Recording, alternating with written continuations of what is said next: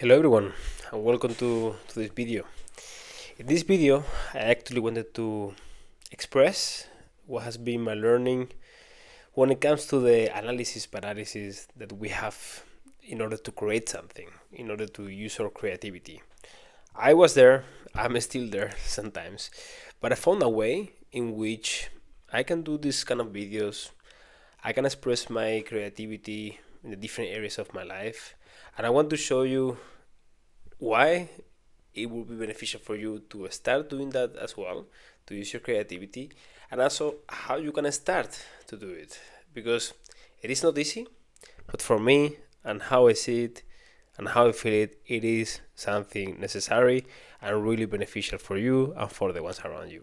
So if you want to know more, I hope you stay in the video and I hope you like it as well.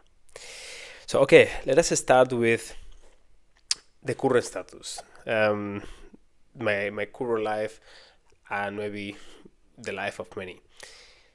We start growing up, we go to the school, we go to whatever job, and actually we are the most creative creatures in the world when we are kids. This we all know. This we all know how it feels, and actually how good it feels. But we somehow neglect that part. We start forgetting to use it. We are told to don't use it so much, and we end up actually not doing that for a long time. Because actually, when you start learning, when you start education, when you go to school, university, or whatever education that you're going through your early years in life, you actually need to learn, and it's necessary. But because of the how the system is, we end up we end up not exercising the imagination, and actually we actually neglect it at some points. For example, I studied mechanical engineering in my bachelor's, and then I did a master in management. But in the engineering domain and areas, we need to be really analytical. We need to know how reality works. We need to really think about the consequences of whatever we are building. We develop these analytical skills, and somehow it is not so beneficial for our creativity skills, right? And this happens, and somehow it's necessary for this kind of professions. What I'm saying is, of course, we need that, but we also need to use imagination, because in these initial years of your life, in these initial years of education and then career, we will start by doing tasks of other projects that people have created. We will start by just supporting, learning, doing our role, doing our job description as it is. And the thing is, this is necessary, and with this you will grow a lot. But at some point, if you only do the things that other people have created, you will stop feeling, or you will stop feeling fulfilled. And this is the call. This is the call for you that you need to create. And I know it's not easy, and I'm exactly in this kind of transition on just not ignoring the call. But yeah, what is this call? What is this call for creativity, and why it's necessary to don't ignore it? So for the years to follow, I can follow this defined path. I can follow my job description as it is. I can follow a career path that is usual in my industry, and that will help me growing. And it's actually helped me growing. But somehow I will feel it that is not enough. And maybe if you are like me, and I know there are many people at this point as well, it is not fulfilling a need that is there. And for me, what I have identified in my life, this need actually is the need of creation.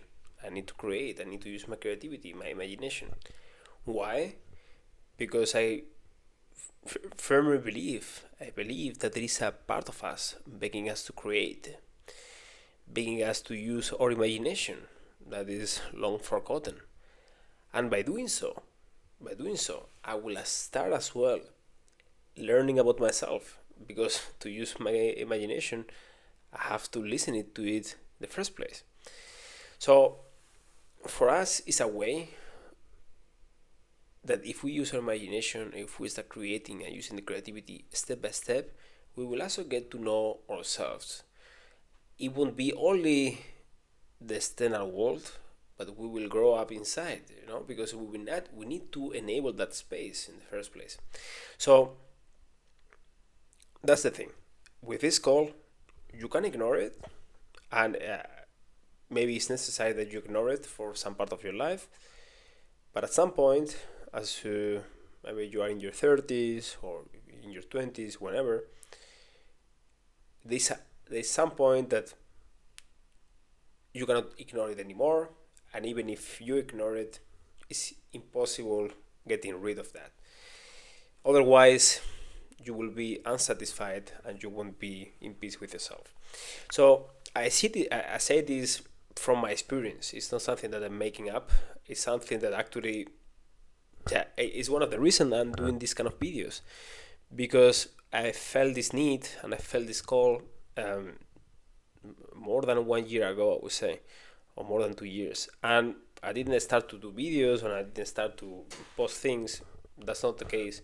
What I started to do is explore myself. I started reading. I started writing consistently. I have a journal. I have many things that I have written for myself only.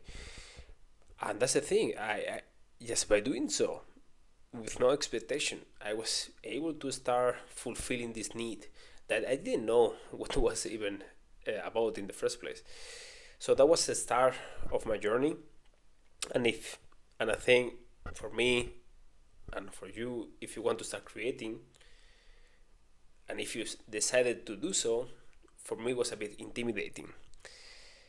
Because funny thing is that, as mentioned, when we were kids, we were so creative, full of imagination, but we have been taught to don't use our imagination, or not so much, and we have suppressed it with knowledge about many things, with knowledge about your industry, by the analytical skills that we have to have. All that took the throne in your mind. This is how I imagine it. This has the throne, this has the control in your mind. And how you can bring your imagination, as so powerful it was in the past, now is a small prisoner. It's a prisoner in a small cell of your brain, which has been forgotten. This is how I see it, and actually I think I think that because after all these years, maybe let me put it in a different way. Now, after all these years, how could I even get started?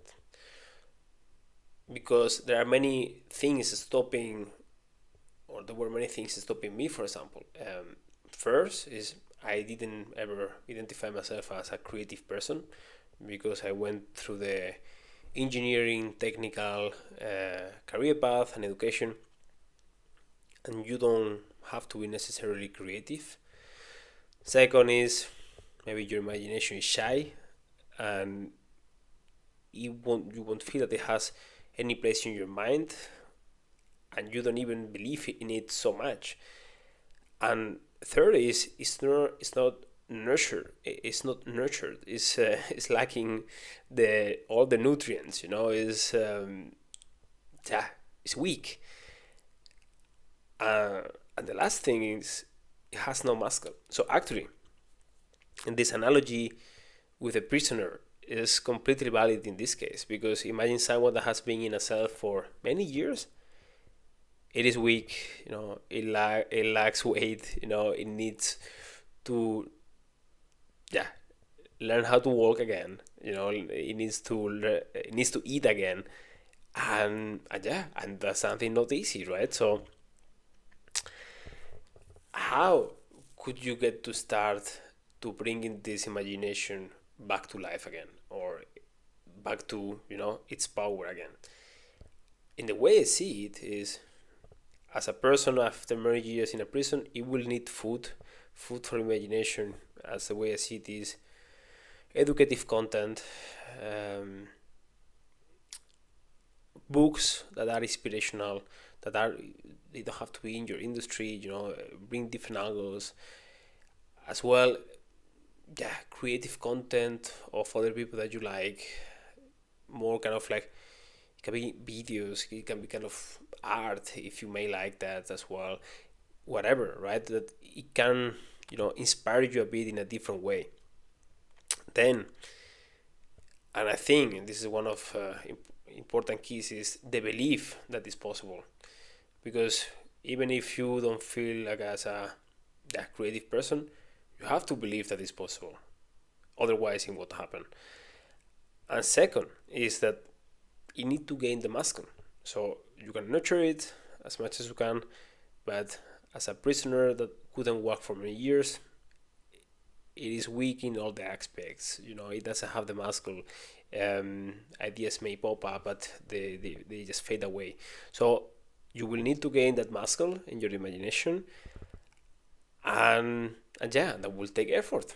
Yeah, it will be a lot of writing. This is what I did during the last 2 years. It will need maybe that you have a whiteboard and you draw your concepts.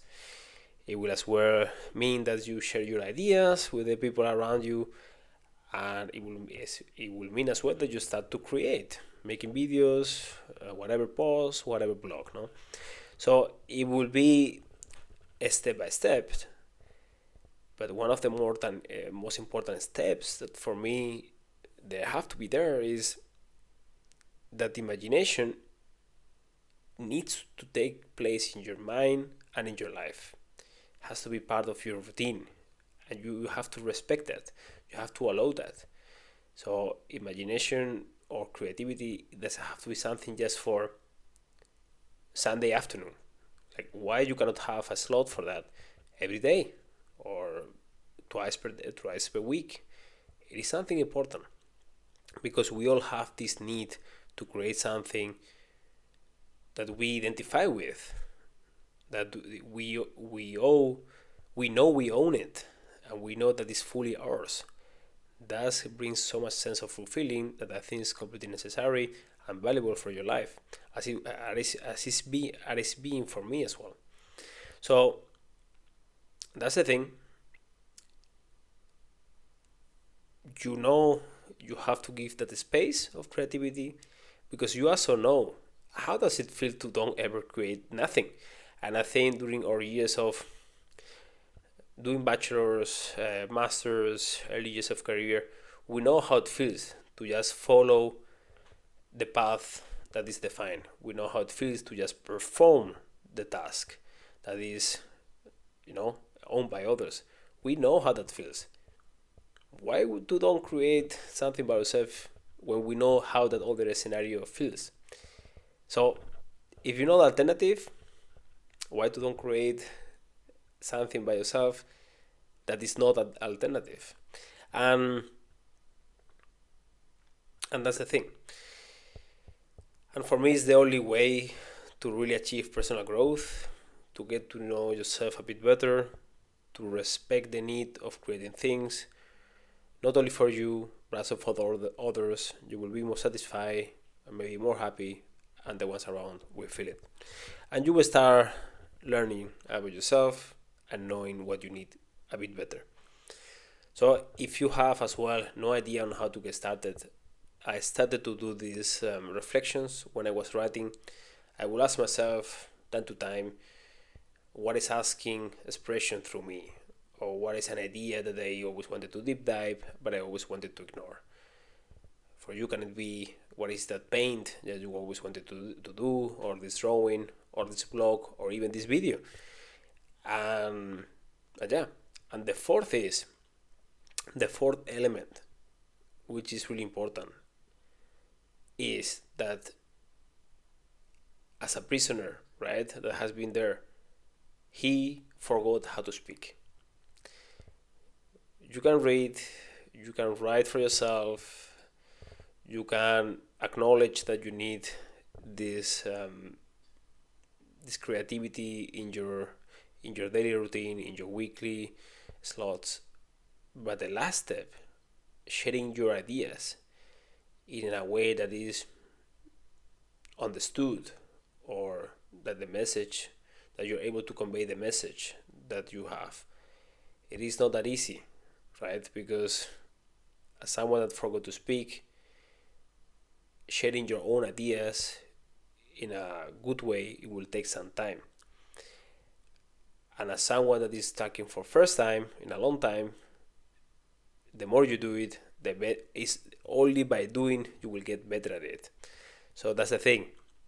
You will need time and you will need practice to do that better and better. But only by starting you will get better. Because as a prisoner that is forgot how to speak, he just need to talk with no criticism, with no high expectations, with just freedom to do it, and that's it. And every word, especially the initial ones, will be so valuable. Valuable for you because it means that you are breaking a wall. You're breaking a big psychological wall that has been there for a long time, that has been created by how education society works. And then this is a big win. No expectations. You don't have to have a crazy audience if you do videos, if you do blogs. Maybe you don't have many readers, but who cares? Actually, you are doing this for yourself. And this is the way I see it. Because now, if you break this wall, you allow yourself for creativity to grow. And then you allow yourself to get to know better. And then you respect as well your own creations. Therefore, with the time, they will get better. So these are the steps. First, you open this prison of this prisoner, right? And you nurture it. You allow him to get the nutrients that he was lacking from. Second is that, of course, he will need some moving, some training, writing, practicing, drawing, whatever, your own creation. Third is you acknowledge that he is important, that imagination is important, and it will take a place in your life. And fourth is you allow him to talk. Through you, to others, you allow him to talk with no expectations, with no criticism. Every initial word is valuable, and feedback and so on will come over time once you acquire an initial baseline that you get comfortable with criticism.